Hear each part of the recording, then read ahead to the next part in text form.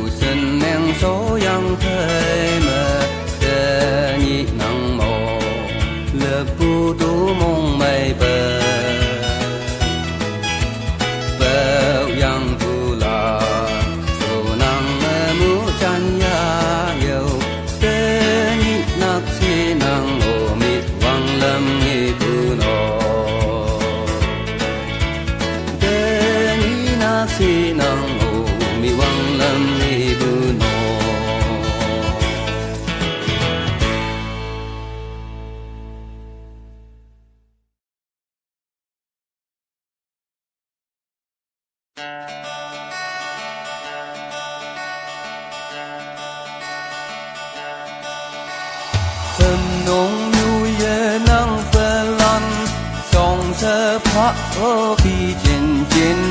ai dối canh sa phân nắng lọc thì lòng bê chu lệ nắng trái yong xuân phù phù như đâu yi lu phù mà xin ha chim đâu lạc khi bên nàng hâm nông dù ya ya hà môi cô quay bư như nhiệt cao mình nắng ôi ya say chim lan canh chờ thấy sinh hạ phang lên chân nâng ngồi như yong biển ya mây phù như đâu ý lu phù mà xin hạ chim đâu lạc khi bên nàng hâm nông như ya ya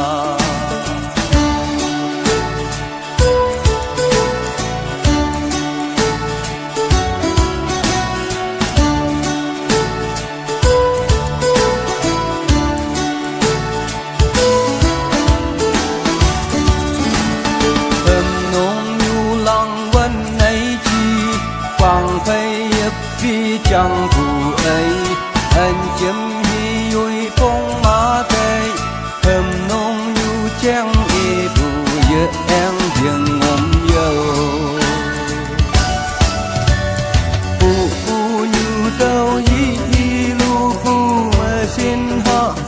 chim đâu lạc khi bên nàng thầm nông nhu ya ya phù hâm nông quay chi phòng mây quanh ngôi nợ mà cây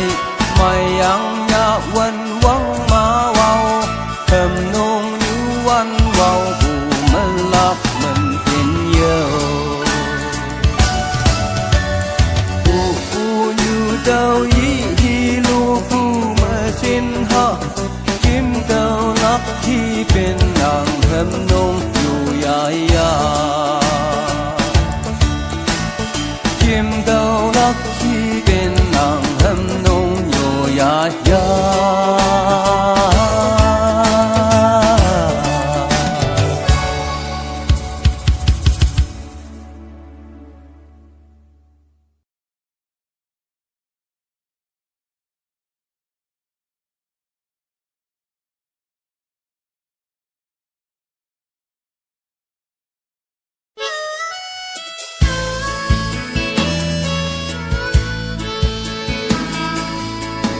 chu tây ngầu ý hư buồn nhu nàng dân mày ngộ nghi nàng từng phá ngọc y chân nhi đâu nàng tăng te bay na ô chơi nàng y bu ngầu ta chân nhi đâu đang lặng nàng ngao lệ nơi như mèn ma ấy nè tàu qua li bua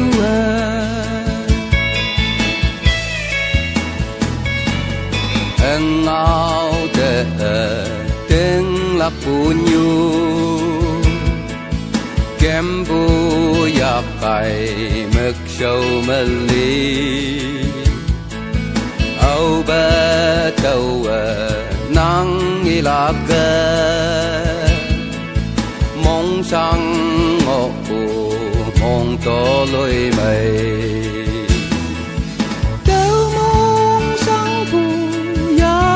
mẹ ngô tên nhi nàng ngào mẹ mong thêm xa chi em mong sáng lạc hiền na ấy ya kể chuyện đâu số thế kia thế ba tần cha mong chừng thì bạc so tâm bu nhu tâm nhi yan là nơi ngày bụi yang mong ta men dầu cân ba ngầu mong cân ba thế như nàng bu xin mong ngao na men tha đâu qua bừng kèn ye chi cha yêu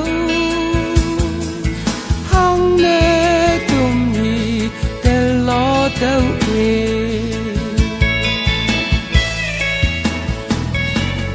âu bong như nắng âu nhu te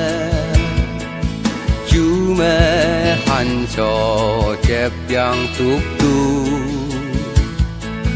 hành cho tuk na men ye o chân nhi mẹ tăng mẹ cần tiếng ya